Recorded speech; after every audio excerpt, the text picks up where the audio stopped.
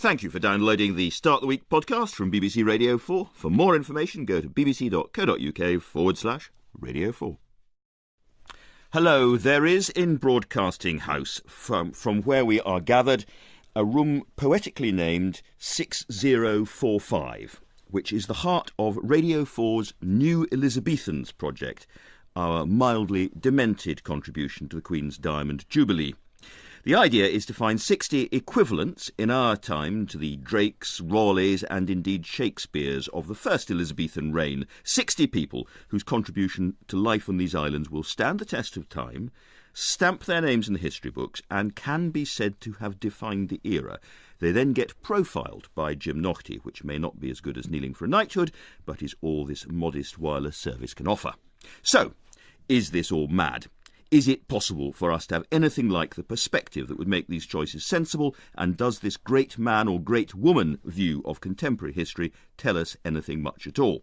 The rustle of silks, the plucking of lutes and the lisping voices of epicene young men in ruffs are already filling room 6045. But to kick this all off, I am joined by the historians Mary Beard and John Guy of Cambridge, by Lola Young or Baroness Young, a champion of black history, and by the military historian and journalist Sir Max Hasti. So let's kick off. Great man, great woman, way of looking at history. Mary Beard, pointless or not? It depends whether you do it well. I mean, if it turns into a tedious roll call of pirates and generals and prime ministers... We better have a cricketer sort of thing. But if you use it to make yourselves think about who might count as important and who we think matters and who we exclude and who we include, it can actually be a sort of productive sensitising device so long as you don't take it too seriously. Yes. What about you, Tom? I don't believe in the great man theory of history or great woman as it was reinvented by people like Thomas Carlyle in the 19th century, because that wasn't just about a person putting their imprint upon an age. It was about the sort of moral lessons that we could learn from their characters. The sort of titanic shapers of history. And of course, Lytton Strachey put the boot in 1918 in Eminent Victorians, where he said, I'm slightly misquoting him, that indiscretion is the better half of biography, that essentially you use people's lives to demystify myths about an earlier society. So I would defend biography, but I think that it's actually distinct from the great man approach to history. Lola? It's an interesting point. I'm not actually against a great man, great woman theory, as it were, of history. And I agree with Mary that sometimes it can be used to just have a little bit closer look as to what we're looking for. I mean, in terms of specifically around not just black history, but other histories which have seemed to be marginalised in the main grand narratives, I guess that we have to find our own great men and women, as it were, and play the game. But essentially, to me, what's more interesting are what the events are, on whose shoulders those people stand. It's never about one person only. It's always about what is around them and what are the moods, what are the other people that help them to make their case, as it were. So it's useful if you can sort of use the individual to jemmy open or wedge open. Absolutely. So, for example, within black history, one might say that Mary Seacole, whilst it's not exactly a household name everywhere, the kind of elevation of her to an almost mythic status has been absolutely essential to prise open this box, which is black history since Roman times in Britain. Max? Anything that gets a new generation talking and thinking about history has got to be good news. Also, I think anything that makes us ask ourselves who really are the movers and shakers of our time. Now, we're sure to get it wrong, because every generation does. I mean, the first Elizabethans might well not have included Shakespeare, I would have thought, on their list of 100 people. So we're only doing it for our own time. But, for example, I think we may be terribly interested, if we think about what's formed this age, how very few politicians play a part. Well, we're going to come on to the groups in a moment. It's very interesting. But let's just start with where our ideas, our sort of historiography comes from. Mary, which is your area, I guess, because we're talking about Plutarch and Herodotus and Tacitus. Yeah, well, you know, the whole idea of Western history and Western biography goes back to the Greeks and Romans. And I think what they were absolutely clear about was that history was not the same as biography. History was about inquiry. It wasn't necessarily about the past. It was about making sense of things in kind of Lola's sense. Joining things up. Joining up the dots. Yeah. History is about joining up the dots. Biography is actually, back then, an equally radical project, I think, but it's a separate one. And it's saying, how do we think about what a human being is? Now, we have so many best-selling biographies that we take absolutely for granted the idea that you might write a history of somebody going from their birth to their death, and that's a kind of self-evident thing to do. I think, back in 100 AD, actually to say, can you tell the story of a person? The shape of a life. That was actually asking you to think about the very basis of humanity, and they did it in actually rather more interesting ways than we do. For a start, it's not all about toffs. It's largely about toffs. There's a wonderful semi-fictional biography of a slave. Brilliant. And they also tried to use it, again, to prise open some things you don't normally think about. So Plutarch, most famous biographer of the ancient world, what he did was he put lives of Greeks next to lives of Romans. And he said, right, OK, I'm going to tell you the biography of Caesar and the biography of Alexander the Great, and then we'll see what we get by comparing them.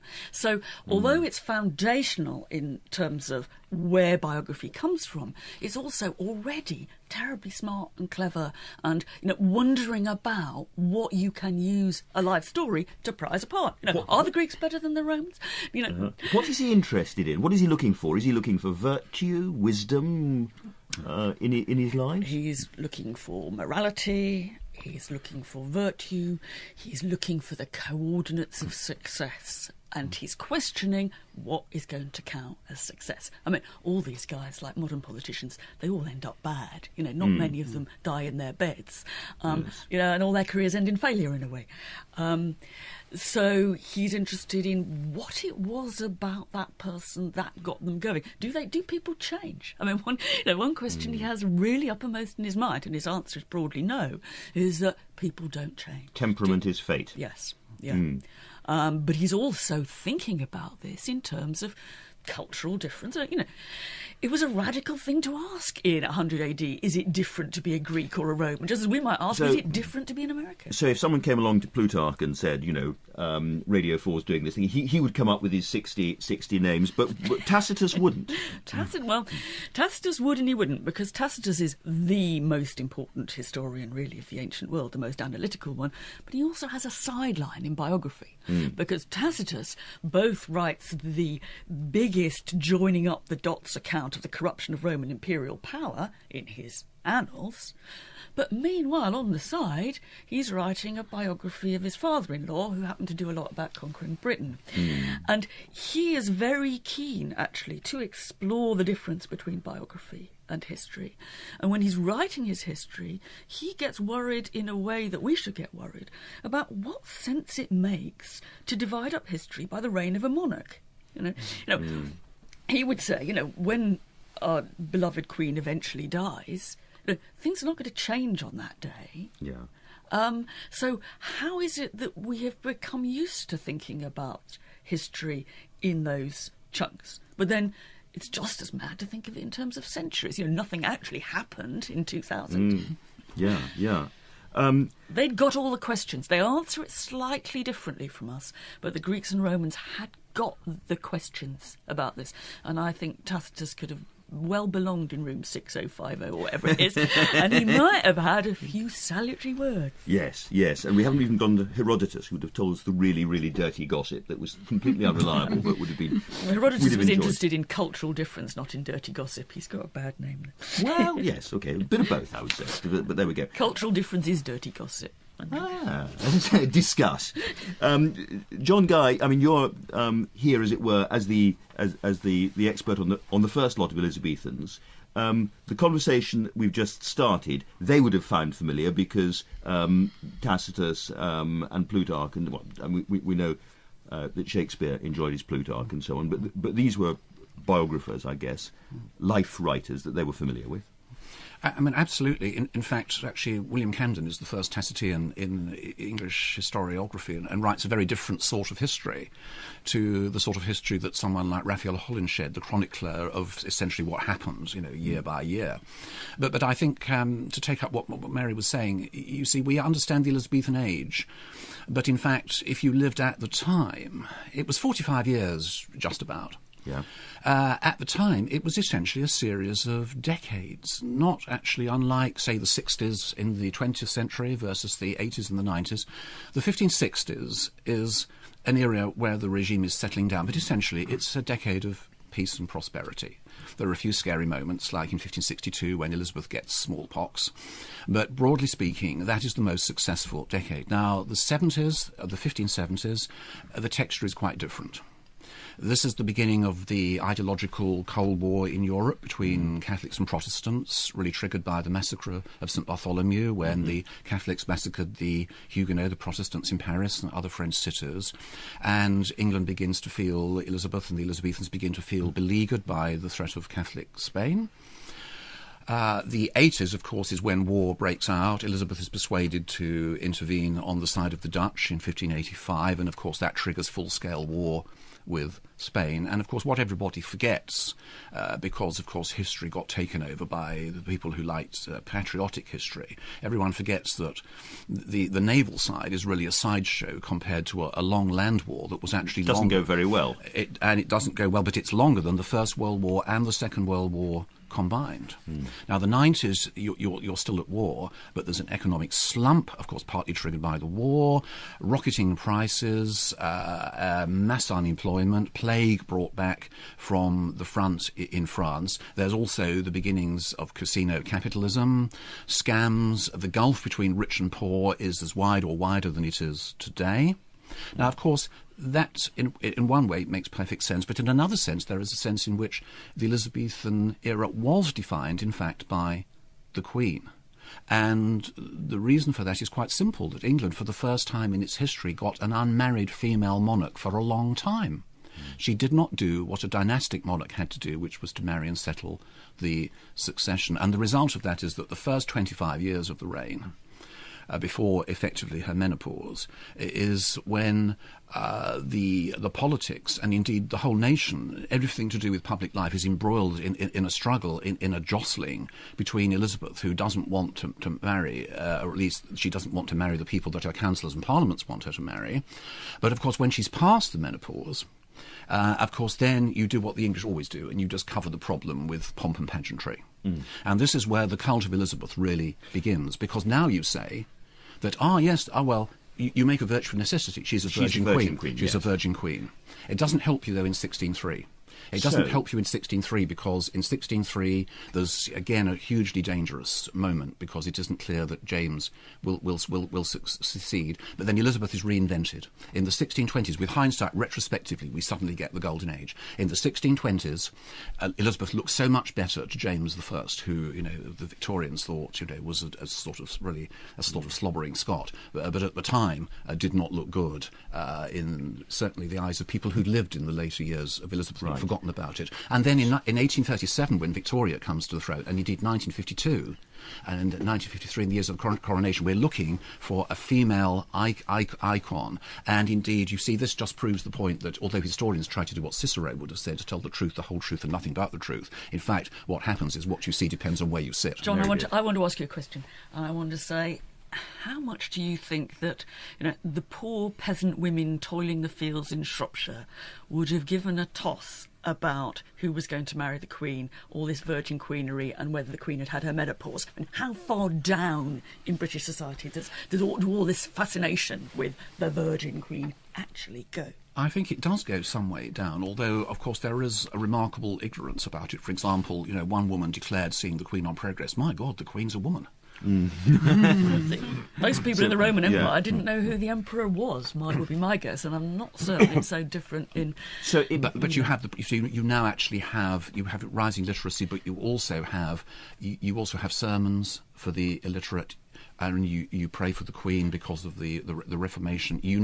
Actually quite a lot in English villages about what's going on at court. But Max Hastings made the point earlier on that if a sort of relatively well-educated group of Elizabethans were sitting around in their version of room, whatever it is, 6045, they would not have put Shakespeare necessarily onto the list. One always has to recognise that as soon as I see as a reviewer on any biography or history the words a definitive history or biography, the book goes straight in my dustbin, and I'm sure probably yours too, because you can never use the word definitive, because all any of us are doing, whether as biographers, historians, or for that matter as journalists, is we're just trying to take a fix on how things seem at this time. And we know we're bound to get it wrong. It doesn't matter. It's just having a degree of humility about what we can hope to accomplish, and seeing things. It is so hard. I'm amazed how many people write books of history, not, I hasten to say, either Mary or John, but there are an amazing number of absolutely rotten historians and biographers who will persist in producing books which stamp the values and the views of the 21st century on a completely different period, whereas what any half-decent historian or biographer is trying to do is to close their eyes and think, how did it look then? How did it look then? This raises the question, Lola, as to whether the word Elizabethan is of much value when we're having a conversation about contemporary times. Well, I'm interested that you asked me that question as not a historian, particularly of the Elizabethan period. No, but you're a cultural historian or cultural academic. Yes. No. It's a word that's thrown around. It is a word that's thrown around, and it's kind of convenient in a way that we had Elizabeth I with a long, successful, in inverted commas, reign, and now we have Elizabeth II with a long, equally or perhaps even more successful reign. So that is a kind of convenient hook. But I want to come back to this point that was raised early on about, somebody whose name will last. I mean, to me, that is just as problematic as saying a definitive history, because as has already been said, if Elizabethans wouldn't have chosen Shakespeare as a kind of icon of their age, then how would we necessarily know who will be the icons of our ages? And I would go back to this point, which for me is the important thing, is about trying to assess what has been the mood, what have been the key sort of themes and issues that have arisen over the past 60 years in the case that we're talking about today. Who is it that kind of sums up, or even not necessarily is some part of the great and the good, but somebody who maybe serves as a kind of a lightning rod for a particular moment. And I think those are the kinds of things that I'm interested in looking at this kind of contemporary question. So, for instance, there's one kind of history, or contemporary history, which would say the rise of the financial services was a very important period in Elizabeth II's reign, and we are going to take a characteristic average bog-standard hedge fund manager and make that person representative. Or we could say the same about mass immigration in this country and say we're going to tell the story of the new British, and we're going to find somebody emblematic. That is a very different way of looking at history, saying, OK, who is the greatest? We need a great thinker. Great. Yeah, OK. Exactly. So just to go to your example around the financial services, and when I was trying to think through who some of the people might be that I would put on my list of people, which is I've kind of taken the concept and twisted it around a little bit, so forgive me. But I was thinking, OK, particularly today we've been thinking about the economy, and people get used to all these strange new phrases like haircuts and debt bonds and all the rest of it. And I sort of think back to when did we start sort of thinking about how individuals and organisations had such an impact on the world. So we think about the collapse of Lehman's Bank. Actually go back further to the collapse of Barings Bank, and I think Nick Leeson. And not because he was a great person, but because he embodied... emblematic. Yeah, absolutely. Absolutely. I think I'm the only one around this table who is old enough, perhaps, to remember in the early 1950s a magazine called The New Elizabethan. Anybody else remember? Nope. No. Well, because I was a schoolboy then, and one remembers so well the terrific effort that was made in the early 1950s when the Queen came to the throne to try and create a mood of romance surrounding, and I would have thought that if one were choosing one strand about not only this period, but also about the personalities who are likely to emerge in any list that we produce, the one thing that it's not likely to look is romantic, is it? No, it's not. But you're absolutely right about that sort of self-conscious New Elizabethan thing. Churchill is very influential in that. The way he speaks. What I do remember when I was a kid is a phrase from a history book. England was a nest of singing birds. Oh, how sweet. They said, which did sound very nice, it has to be said. Just before we leave the original Elizabethans, how, inverted commas, wrong would an Elizabethan, a first Elizabethan group of their great people be from our perspective? In other words, how different would it be?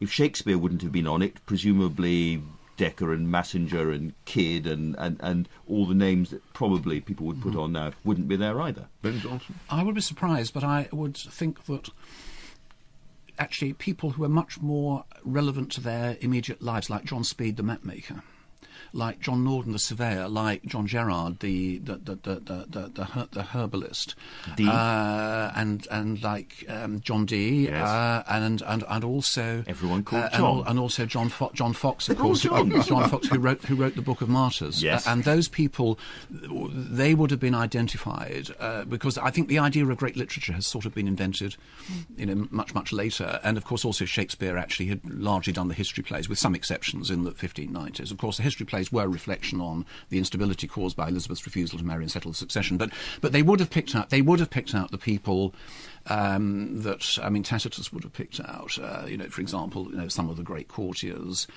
They would have picked out the way but that if you were hanging around court, your likelihood of being on the list would be very high, wouldn't it? Absolutely, which might not be so later after all. Isn't there a show called Pointless on BBC One where many of the contestants can't even tell you who was in the cabinet today? And actually, I would like to take up a point that Lola made about cultural history, but also cultural distance. You need distance to see this. It is true that, of course, clearly the first Elizabethan age, to some extent, has a distinctive culture, but that culture was essentially a culture partly generated by the Cold War, but partly generated by the fact that this is the age in which there is really is a revolution, because it's the age in which England becomes a constitutional monarchy, because everybody in power wants to keep out the Catholic Mary Queen of Scots, and after her death they want to fix the succession in a way that doesn't want to do, and this is where Parliament gets its foot into the door. But I would not flag that up as the main thing that we learnt. At the time they knew that. What we did not know, I've done this for nearly 30 years, and when I first started teaching the Tudors, we did not flag up the fact, which we now know essentially from the work of cultural history, that rank does not trump gender. When I started in this game, you automatically tended to assume in political history, because you weren't thinking about it closely enough, that because the Queen was the Queen, somehow she had power. And that she ruled, but of course you can reign but not rule, and you can have influence, but so not, sorry, not you would now say that the courtiers, as it were, the Burleys and the bureaucrats were much more important. Absolutely. So this is where your Tacitian history really comes in. But this is not the history that Camden really wrote. Yeah, I was going to say that if you guys had been reading more Tacitus back then, you wouldn't have made that crass error. And there are, I think there are big issues raised by all these ancient writers about precisely what you're talking about in more general terms, about who gets left out. I think the interesting thing about great men and great women, or biography or whatever, is who doesn't get included. And there's always a difficulty here, isn't there, with apparently excluded groups. And, through my lifetime, really, which is not quite coterminous with the Elizabethan age, but nearly, the issue for me has been about women's history and about how you get women in. And here you do really come up against the problem of great men and great women, don't you? Because first idea is the kind of Mary Seacole treatment. You say, look, we're going to look back over this period and we're going to say, sod the blokes, let's find those women who were really crucial. And you dig around a bit and you reinvent one. And what you've prevented yourself seeing in that process is that actually women were discriminated against over most of this period, and that there weren't any great women, because the point about gender politics and gender history is it was impossible to be a great woman or a great black woman. And those are the kind of issues, I think, which come out interestingly when you start to make this sort of list of 60. Because I bet the people in room 60, whatever it is, are sitting there with a kind of HR tick box by saying, their side. "Oh, we better." I suggest there are going to be two big changes in this list from the lists you would have made at any previous period in history.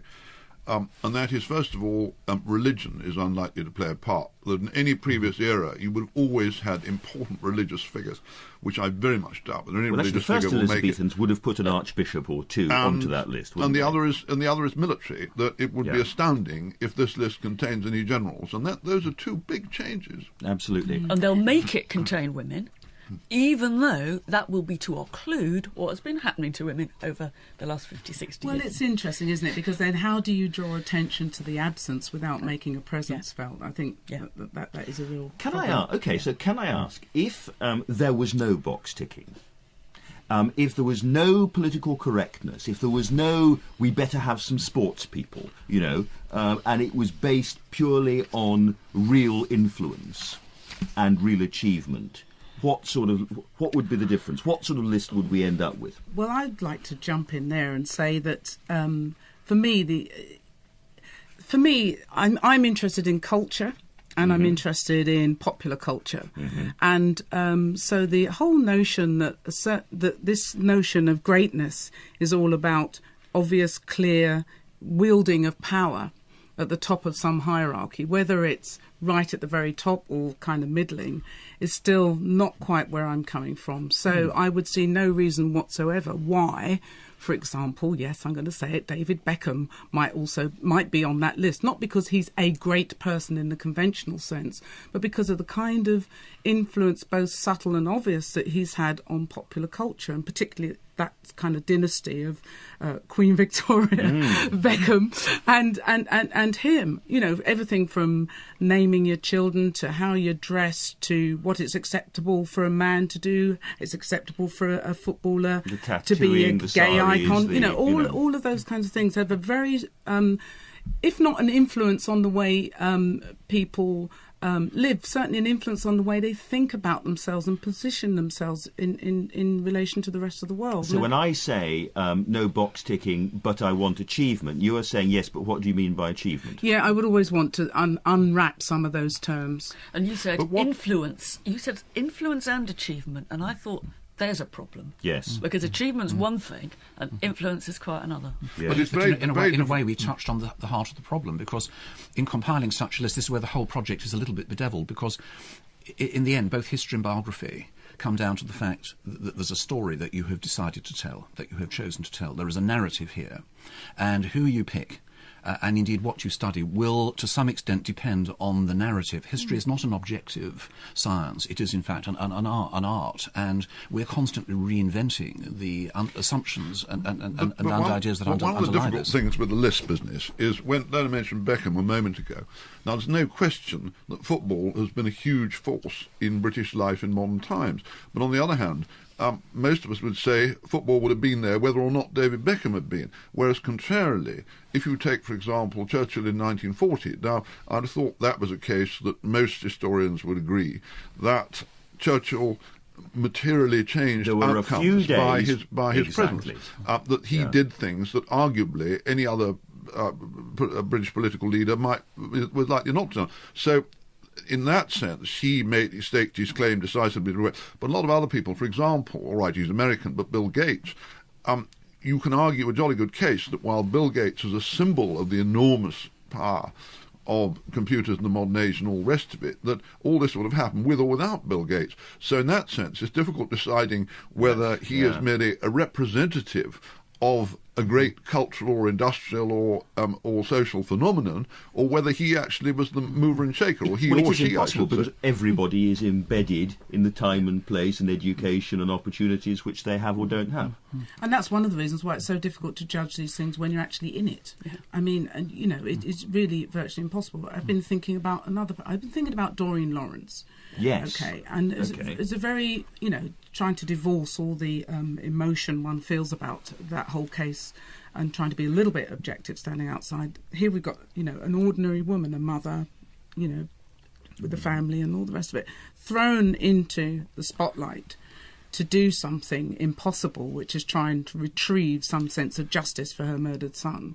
So how does that, again, in terms to take on the police, and to take on the police, to take on, the court the system, whole issue of institutional racism would not have been addressed in that way. And I agree with Max to an extent, as he said around David Beckham, but it's about how that one person kind of becomes representative and emblematic of a certain kind of force and a certain way of thinking in society. And I think... But that's how this list is bound to turn out, though, isn't it? In many ways, we're going to have a lot of symbols, and there's nothing wrong with that. I'd have thought that's in many ways a good thing, that those should... But so far we haven't had any nasty people, really, or they might be personally nasty, but we've been thinking about influence and achievement, and generally in a positive way.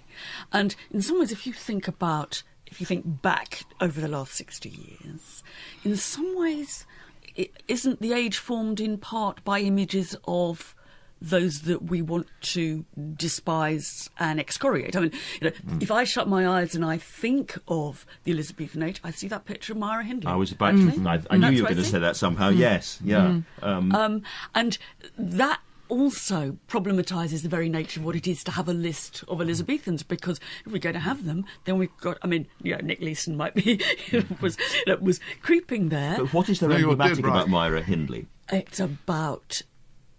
In some ways, it's kind of the reverse of the Doreen Lawrence case. It is, isn't it? It's the bad mother. Yeah, the bad mother. Yeah. Okay, she wasn't a mother, but absolutely the woman who kills children. And about our fear for our children, and about one of the things you'd say had changed over the last 60 years was the sense anxiety about children. And one fulcrum on that was Brady and Hindley, and the fact that if you were to go out now and show that famous picture, or whether as the photograph or the painting, it would be universally recognised in a way that a picture of Nick Leeson wouldn't be. I wonder if we can, we've got another 10 minutes or so. I wonder if we can start to lay out some principles we would like to take into that mysterious little room and slap down on the table. One of them, picking up from what Max Hastings was saying a little moment, might I suggest that the list should reflect what happened to Britain and what didn't happen to Britain. So, no generals, because there were no really big significant wars or battles and so on, for instance. Far fewer spiritual leaders or religious leaders. So unless you were playing politically correct games. Unless you're playing politically correct game. So what areas are going to be, as it were, heavily represented? Well, you've got to say, I music. thought, what is this country now, and what are the forces that have shaped it? Now, I suspect, and I don't know whether the others would agree about this, that there is just mentioned Doreen Lawrence, and we talked about Myra Hindley, that there are going to be a lot of people who are symbolic of phenomena, aren't there? Because it's almost impossible, realistically, to attribute... and I thought they were absolutely right in mentioning the financial world. How could you not, somewhere in this list, have this extraordinary... But who you choose, it's entirely arbitrary, really, who you're going to choose to represent the financial world for good or ill. But important industrial trends, scientific trends, and so on, that in the end, a lot of it's going to be symbolic, because maybe it's getting harder for the great man or great woman theory of history to work anymore in the world in which we live. But if you take pop music, take rock music, actually, you can say Lennon, McCartney, Jagger, whatever it is. You could go through a list of people who are embedded in the culture, and we have pop culture, but nonetheless they shaped it. Yes, they did, but you might say that actually one of the key people behind that was George Martin rather than... Yes, the great George Martin. McCartney. No, because he went much wider than the Beatles. It was a whole kind of sound. Yeah. I think you've also... I mean, these guys locked up in that room have also got to do what all good historians have to do, which is also look to the future as well as look to the past. And I think one useful exercise would be to say, OK, let's go forward 200 years, 300 years, and let's look back at now.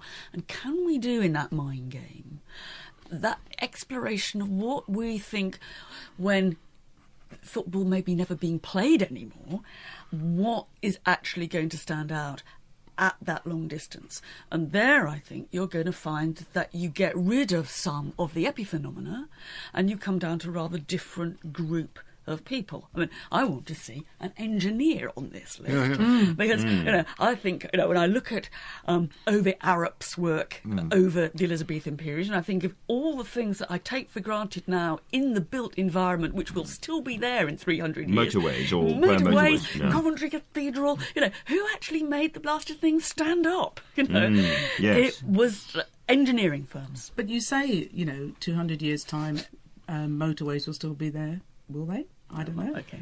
What about... They may well not, and that's can I ask about intellectual life?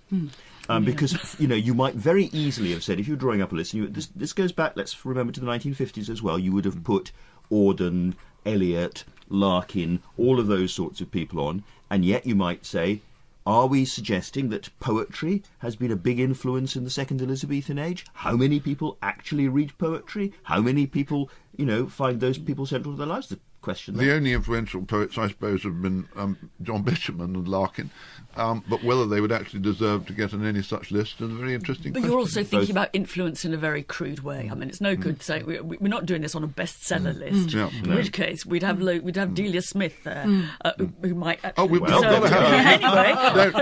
I think there'd be a very good case for having it, because our cooking mania has been one of the extraordinary phenomena. Yes. Taking up Mary's point, I would have Francis Crick, James Watson and Rosalind Franklin also on this list because of the way that they completely changed medical science, and that has to affect everybody's life throughout the world, forever. But what's happening here is that I mean, those are not names to conjure with in Oxford Street outside the studio. I don't think we have to conjure in Oxford Street. And what we're doing here is we are looking for iconic figures who are symbolic of phenomena, what happened to Britain. But this is not the same as biography. Biography is about exploring the interior world of those people and how they thought. It's about prizing also the issues around them. And I've just finished writing the biography of Thomas Becket, somebody who lived 900 years ago. And my main source was the letters and the reading that he was doing. That would not be part of this sort of project. This sort of project would surely be about establishing what made those people I want to come back, able to put an imprint on the whole culture.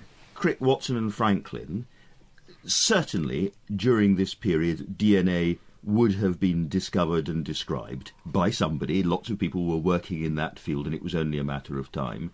And yet the fact that it was them and not another group of people who happened to do it, or who did it, who drove themselves, got there a little bit faster, does make them both, inverted commas, great and representative. So you've got no problem there, do you? But you could say the same about Alan Turing in computing. I mean, there was an American team that was also getting the same. But the point about that is that you have decided, I would have thought the people in Room 605 have decided that this is part of the story they want to tell, and this is a figure that they can use as a hook to get people interested, because this is also about communication. And I hope they're going to think their job is in part to be provocative, because unless there's some surprises on the list, you won't change the way we think. I mean, this is going back to Lola's point about Mary Seacole, that actually you can use lists of this sort to make people think a bit differently about a period that they've taken for granted, and to see different things. I think one thing we may be saddened by when we see the list, it will remind us that we've become a less important society. Because if you think of any comparable list from the 19th or 18th century or whatever, that I do think a lot of the people on the list today are going to look less important because Britain is less important. Right, because I think, importance is so overrated. And to have a list where these people are not globally important, I think, thank heavens. Well, some of them, of course, will be there anyway. I mean, there's no doubt that Margaret Thatcher will be on the list. And actually, I think too. Well, you're quite right. No, actually, before too early, yes. What about, you said no politicians. I wondered about people like Roy Jenkins and Enoch Powell, who didn't make it to the top, but nonetheless had a huge cultural influence. Well, I think, again, coming back to Enoch's influence, although a very clever man, was undoubtedly malign, but he may have to be there because it's almost impossible to overstate important that I think you'd influence absolutely was. have to be there. I mean, because it's not about good in the sense of people we like because we think they're very nice. And if you look at, for me, looking back to the 60s, we have Love and Peace and all of that, because it's all about the contradictions. So we've got Love and Peace on the one hand, but we've also got this rampant xenophobia and racism. And obviously Enoch Powell was a huge influence on that. Somebody of Max's age has just rung in to say that it was the Young Elizabethans, not the New Elizabethans, the magazine, by the way. So we My apologies. Not at all. See, that's symptomatic of the modern age. all right, you can't get away from your mistakes. Okay, I'm going to really start to put you on the spot Actually, now and ask sex you. has got to be there too somewhere, because I'd have thought we've been a society absolutely obsessed with sex. And who on earth you choose? Well, I was going to. Okay, so who's your sexual know, athlete or representative? Come on then. Somebody who doesn't know they're about to be exposed on Radio 4. But if one's trying to choose if one is trying to identify phenomena, and then you have to try and find people to represent it, I would have thought sex in some guys has got to be there. All right. Any thoughts right at the end of surprising people that you would like to see on that list? Well, I'd like to see somebody on that list that represents that whole phenomenon of the later part of the second Elizabethan period of instant fame, which kind of comes and goes. So it would have to be Jade Goody, and maybe Very John good. de Mol for creating Big Brother. John. I would put John Germaine Greer on the list, in the same way that the Beatles are on the list, for absolutely transforming a whole area I think that's of culture. absolutely And right, I would put Richard Branson on the list, Yeah, I had because him. he's the Sir Walter Raleigh, the Sir Francis Drake of the With his fatal Right, flaw. fine. the great Final entrepreneur. I've pictured this as a kind of chapel like Poets' Corner, and in the middle I'm going to have the tomb of the unknown cleaning lady. Team with that's wonderful. All right, okay. And I put Isaiah Berlin. So there we go. Thank you to all my guests: Lola Young, Baroness Young of Hornsey, Max Hastings, whose book on World War II, All Hell Let Loose, was out very successfully last year; John Guy, whose biography of Thomas Beckett's coming in April; and Mary Beard, who's presenting a new BBC TV series on Rome later in the spring. And if you want to nominate your top Elizabethans, you've got until the... Max is waving at me. Are you waving at me, Max? No, just... Gratefully. Okay. Until the 9th, you've got until the 9th of March. Go to the Radio 4 website and follow the links. Next week, Tom Sutcliffe will be here to find out how far science has shaped civilization, with Ian Stewart, Mark Midavnik, Jane Rapley and Peter Randall Page. But for now, thank you and goodbye. If you've enjoyed this BBC podcast, why not try some others, such as The Forum, the discussion programme about global ideas. And to find out more, visit bbcworldservice.com/forum. And I think what they were absolutely clear about was that history was not the same as biography. History was about inquiry. It wasn't necessarily about the past. It was about making sense of things in kind of Lola's sense. Joining things up. Joining up the dots. History is about joining up the dots.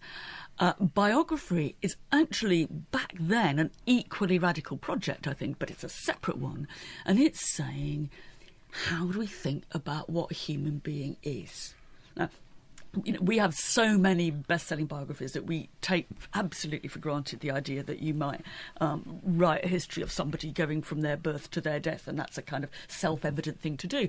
I think, back in 100 AD, actually to say, can you tell the story of a person? The shape of a life. That was actually asking you to think about the very basis of humanity, and they did it in actually rather more interesting ways than we do. For a start, it's not all about toffs. It's largely about toffs. There's a wonderful semi-fictional biography of a slave.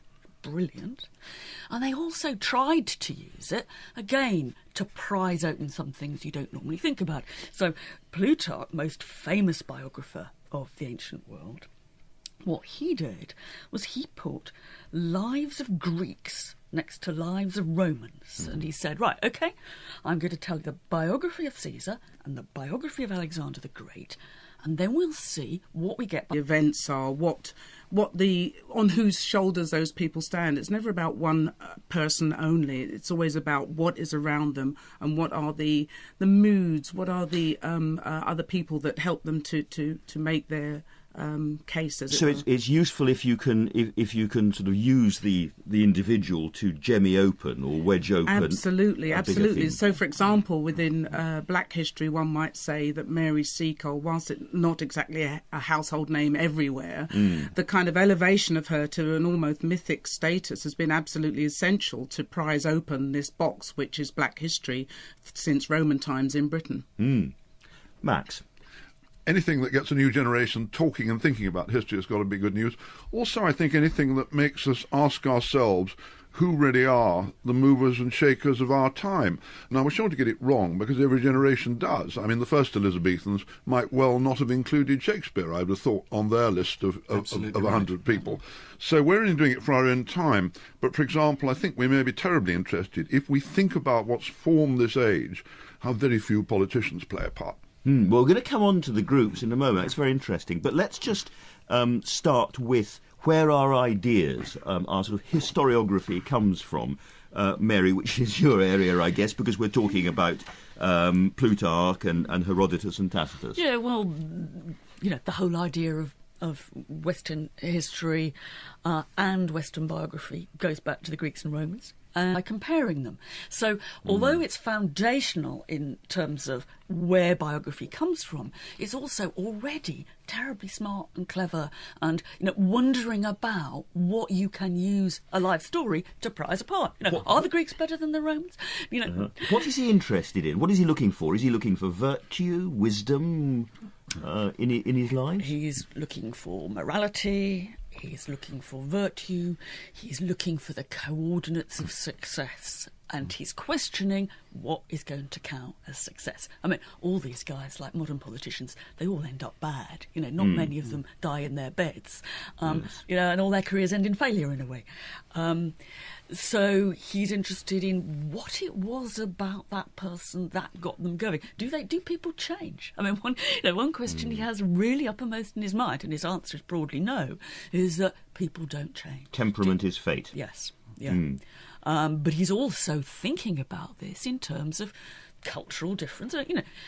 It was a radical thing to ask in 100 AD. Is it different to be a Greek or a Roman? Just as we might ask, is it different to be an American? So if someone came along to Plutarch and said, Radio 4's doing this thing, he would come up with his 60 names, but Tacitus wouldn't. Tacitus would and he wouldn't, because Tacitus is the most important historian, really, of the ancient world, the most analytical one. But he also has a sideline in biography, because Tacitus both writes the biggest joining up the dots account. It turns into a tedious roll call of pirates and generals and prime ministers. We better have a cricketer, sort of thing. But if you use it to make yourselves think about who might count as important and who we think matters and who we exclude and who we include, it can actually be a sort of productive sensitising device so long as you don't take it too seriously. Yes.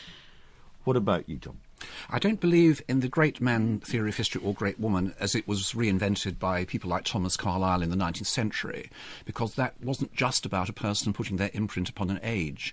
It was about the sort of moral lessons that we could learn from their characters. The sort of titanic shapers of history.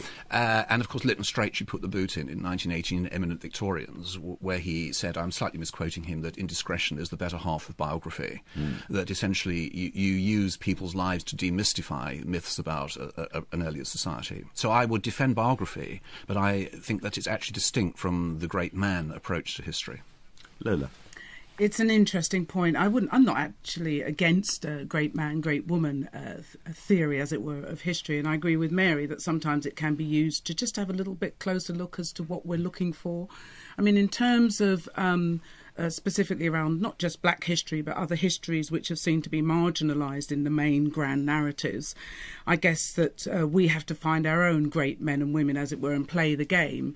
But essentially, to me, what's more interesting are what the... Thank you for downloading the Start the Week podcast from BBC Radio 4. For more information, go to bbc.co.uk/Radio 4. Hello, there is in Broadcasting House, from where we are gathered, a room poetically named 6045, which is the heart of Radio 4's New Elizabethans project, our mildly demented contribution to the Queen's Diamond Jubilee. The idea is to find 60 equivalents in our time to the Drakes, Raleighs and indeed Shakespeares of the first Elizabethan reign. 60 people whose contribution to life on these islands will stand the test of time, stamp their names in the history books and can be said to have defined the era. They then get profiled by Jim Naughtie, which may not be as good as kneeling for a knighthood, but is all this modest wireless service can offer. So, is this all mad? Is it possible for us to have anything like the perspective that would make these choices sensible, and does this great man or great woman view of contemporary history tell us anything much at all? The rustle of silks, the plucking of lutes, and the lisping voices of epicene young men in ruffs are already filling room 6045. But to kick this all off, I am joined by the historians Mary Beard and John Guy of Cambridge, by Lola Young, or Baroness Young, a champion of black history, and by the military historian and journalist Sir Max Hasti. So let's kick off. Great man, great woman, way of looking at history. Mary Beard, pointless or not? It depends whether you do it well. I mean, if